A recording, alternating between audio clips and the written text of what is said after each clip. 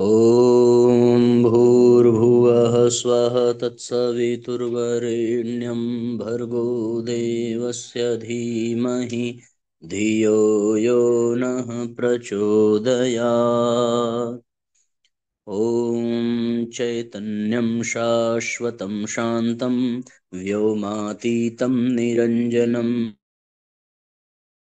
मदन्दुकलातीतं तस्मै श्रीगुरवे नमः। ॐ सद्गुरुचरणकमलेभ्यो नमः। वन्दे भगवतीं देवीं श्रीरामं च जगद्गुरुं पादपद्मे तयोः श्रुत्वा प्रणमामि मुहुर्मुहुः।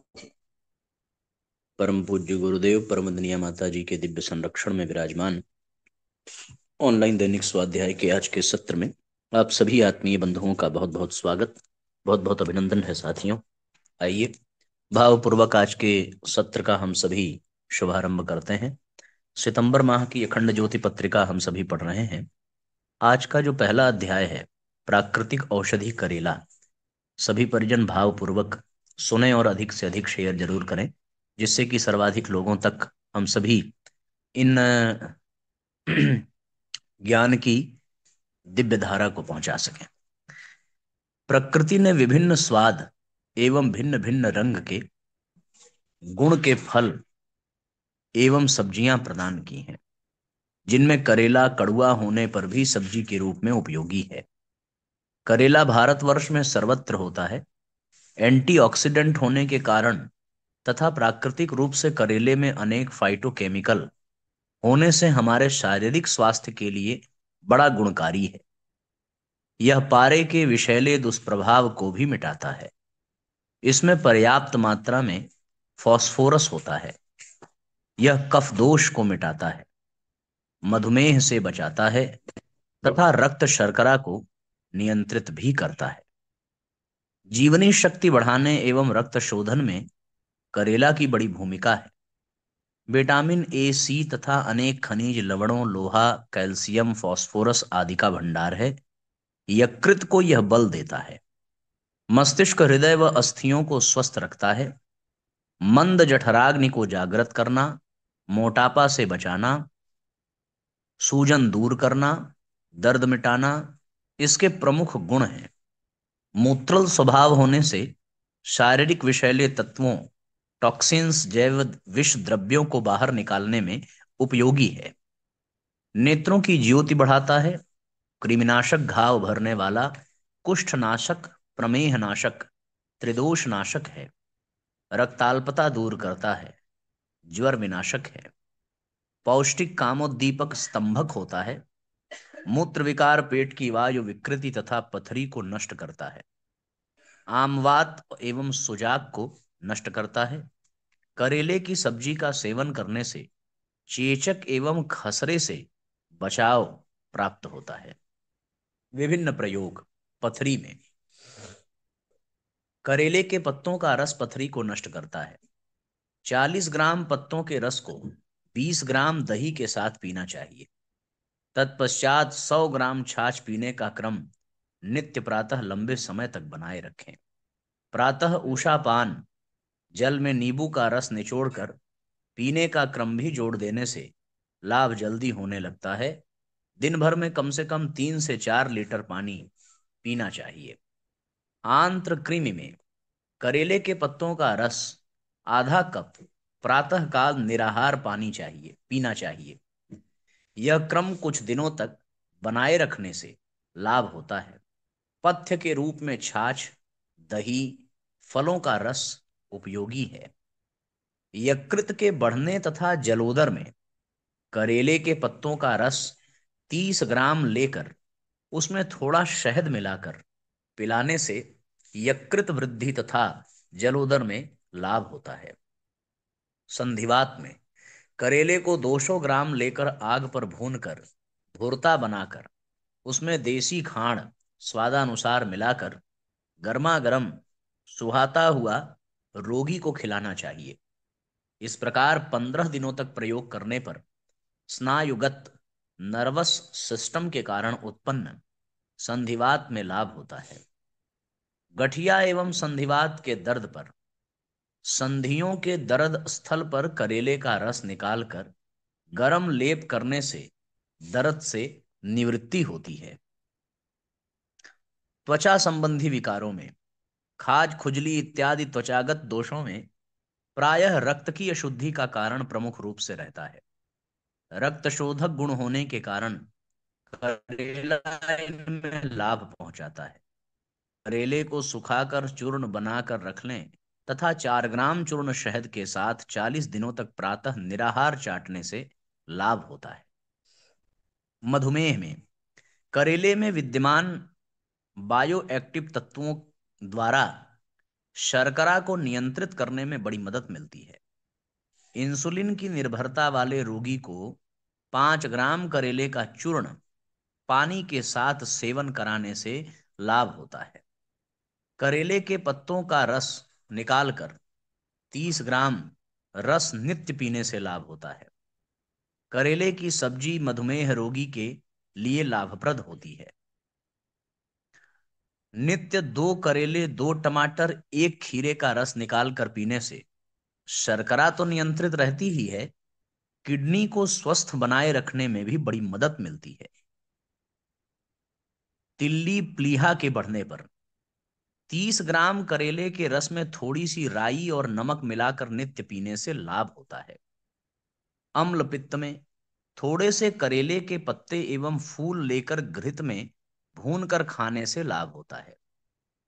पशुओं के मुख रोग में गाय, भैंस आदि के जीभ में कांटे निकल आते हैं। ऐसी परिस्थिति में करेले के पत्तों को पीसकर जीभ पर लेप करने से लाभ होता है। करेले के पत्ते का रस या करेले के फलों का रस थोड़ा गर्म कर लें तथा सुहाता हुआ 4 से 5 बूंद रस कान में रुई को भिगाकर टपका देने से कान दर्द में लाभ होता है। ज्वर में रविवार के दिन करेले की जड़ उखाड़ कर लाएं तथा स्वच्छ पानी से धोकर 1 टुकड़ा धागे के सहारे कमर में बांध देने से ज्वर दूर होता है। नीम के पत्ते, गिलोय, घनवटी, महासुदर्शन चूर्ण तथा महासुदर्शन काढ़ा तथा अमृतारिष्ट इत्यादि कड़वे स्वाद वाली इन औषधियों का प्रभाव सभी ज्वरों पर देखा गया है। काल मेघ, कुटकी, चिरायता, गिलोय चूर्ण को प्रमुख रूप से सभी प्रकार के ज्वरों में लाभप्रद पाया है। ज्वर दूर करने के लिए अपामार्ग की जड़ भी दाहिने हाथ की कलाई पर बांध देने से लाभ होता है। फोड़ा फुंसी होने पर करेले की जड़ का उबटन 2 से 3 बार लगाने से लाभ होता है। फोड़ा फुंसी रक्त विकार से संबंधित व्याधि है, अतः मिर्च मसालों का सेवन कम करें, तले हुए खाद्य पदार्थों से बचें, फल, हरी सब्जी तथा सलाद का अधिक सेवन करें। पारे के विषैले दुष्प्रभाव को मिटाने के लिए करेले की 20 ग्राम जड़ पानी के साथ पीसकर कुछ दिन लगातार पिलाते रहने से पारे का विष शरीर से निकल जाता है। पारा शरीर में जाने पर बड़ा विषैला दुष्प्रभाव शारीरिक अंगों पर पड़ता है। उस दुष्प्रभाव को नष्ट करने के लिए नित्य करेले का रस 20 मिलीग्राम सुबह शाम सेवन कराएं। बादी बवासीर में करेले की जड़ पीसकर मस्मे पर कुछ दिनों तक नित्य लेप करने से लाभ होता है। मस्से पर 10 ग्राम करेले के रस में 5 ग्राम देशी खांड मिलाकर 30 दिनों तक पीने से रक्तस्रावी बवासीर में खून आना बंद हो जाता है। करेले का रस निकालकर थोड़ी सी चाक मिट्टी मिलाकर जीभ पर लेप करने से छाले ठीक होते हैं। नींबू का रस पानी में मिलाकर निराहार पानी पीना चाहिए। कब्ज न हो यह ध्यान रखें। करेले का रस 20 ग्राम लेकर थोड़ा शहद मिलाकर पिलाने से भी मुंह के छाले मिटते हैं। हाथ पैरों के सूजन में पत्ते या करेला फल पानी के साथ पीसकर लेप लगाने से लाभ होता है। निर्गुंडी के पत्ते उपलब्ध हों तो पीस कर इस लेप के साथ मिला सकते हैं। वमन में बच्चों को उल्टी होने पर करेले के 2 बीजों की मिंगी निकालकर 2 काली मिर्च पीस कर 1 गिलास पानी में मिलाकर छान लें तथा इसी पानी को थोड़ी थोड़ी मात्रा में 4-5 बार पिलाएं।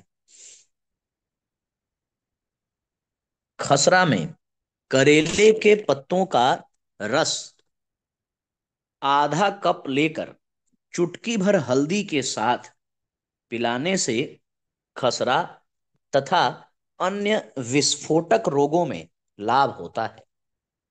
पाचन शक्ति कमजोर होने पर, वर्षा ऋतु में जठराग्नि मंद होने पर करेले की सब्जी खाने से जठराग्नि तेज होती है। 500 ग्राम तिल का तेल और 450 ग्राम करेले के पत्तों का रस मिलाकर अच्छी तरह धीमी आग पर पका लें तथा ठंडा करके छानकर कांच की शीशी में रख लें।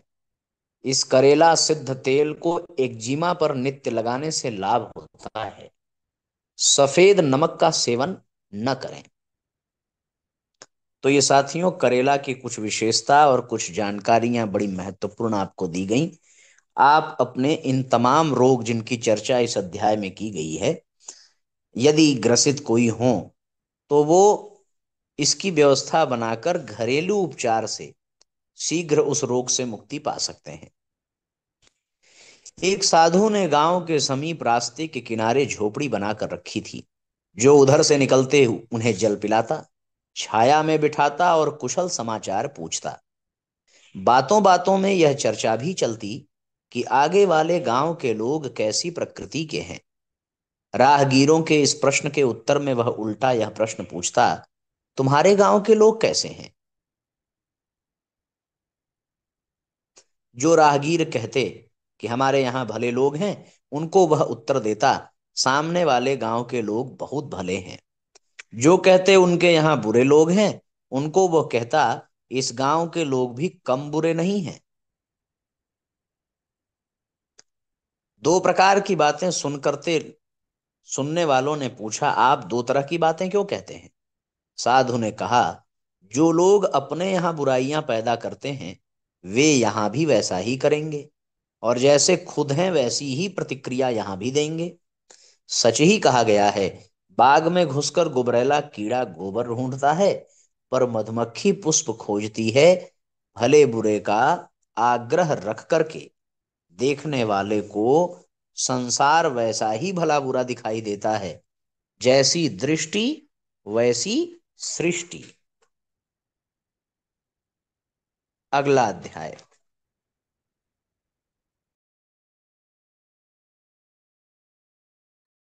सुधारकों की राह में कांटों की भरमार।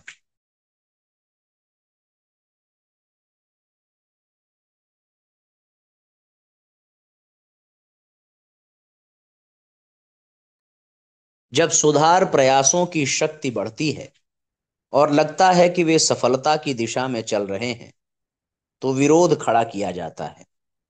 चुनौतियां मिलती हैं, शास्त्रार्थ खड़े किए जाते हैं, पर्चेबाजी होती है एवं विरोधी यह प्रयत्न करते हैं कि उनकी जीत मानी जाए और प्रतिपादनकर्ता को हारा हुआ या बदनाम सिद्ध कर दिया जाए।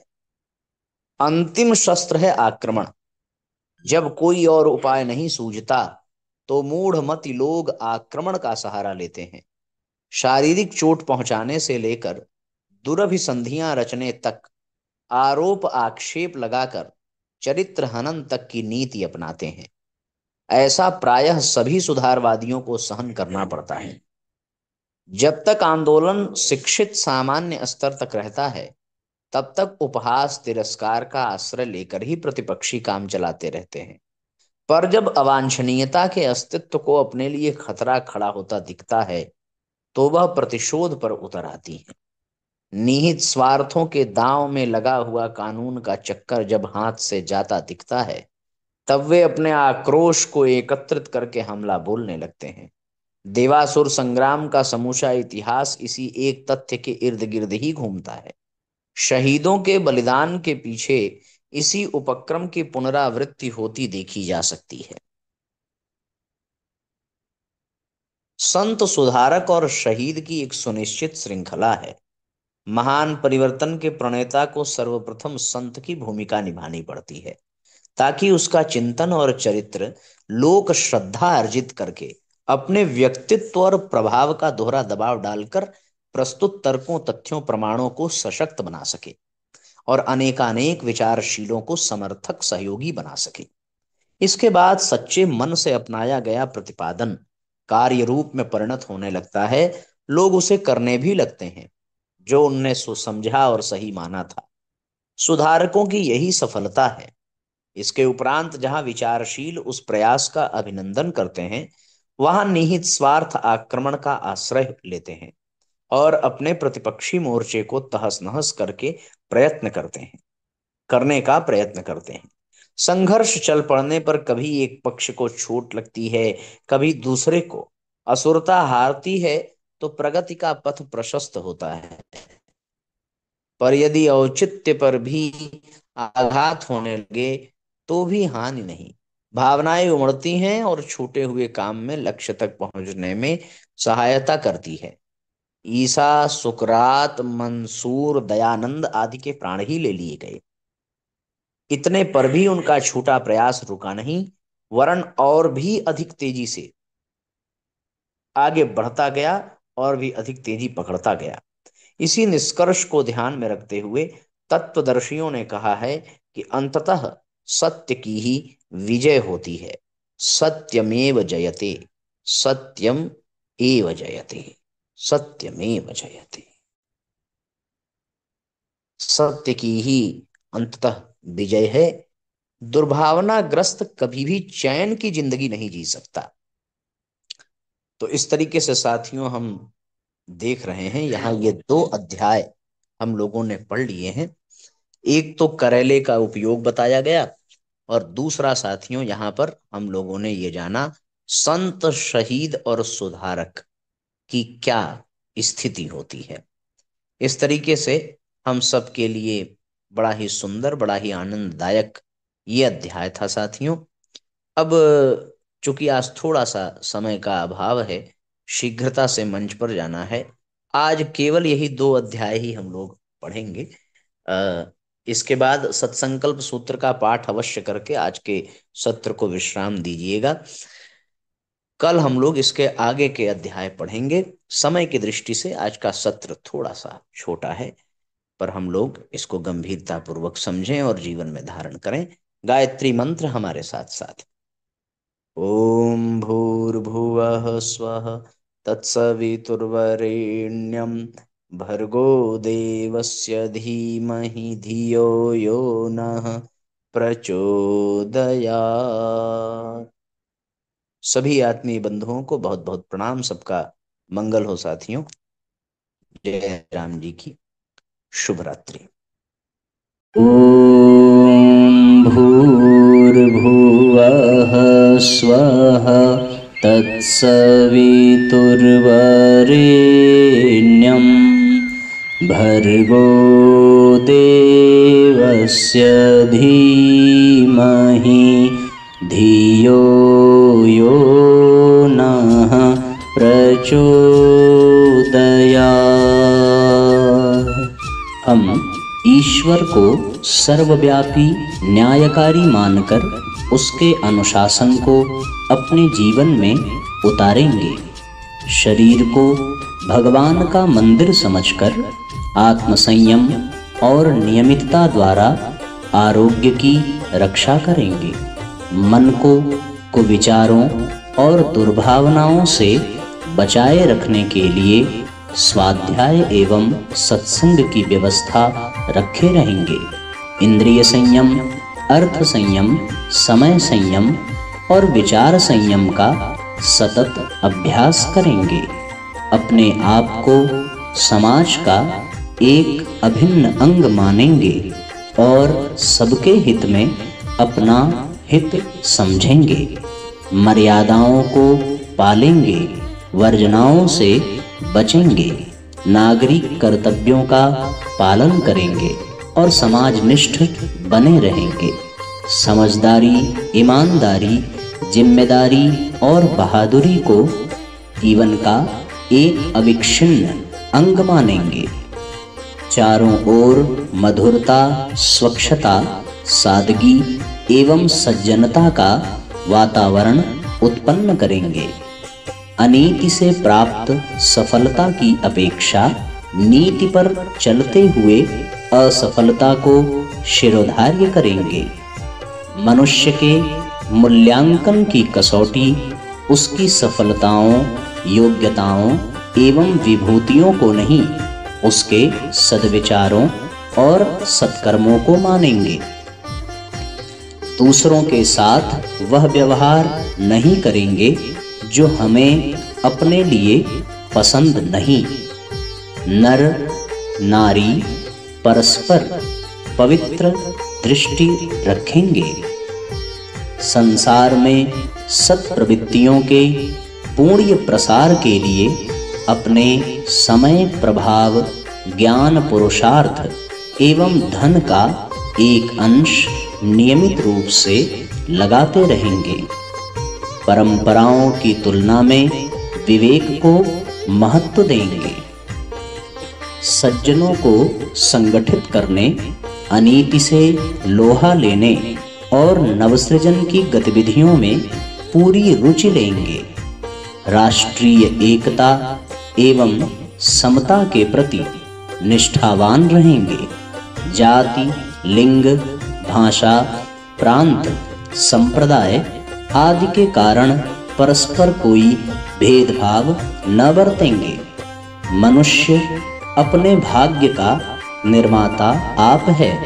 इस विश्वास के आधार पर हमारी मान्यता है कि हम उत्कृष्ट बनेंगे और दूसरों को श्रेष्ठ बनाएंगे तो युग अवश्य बदलेगा।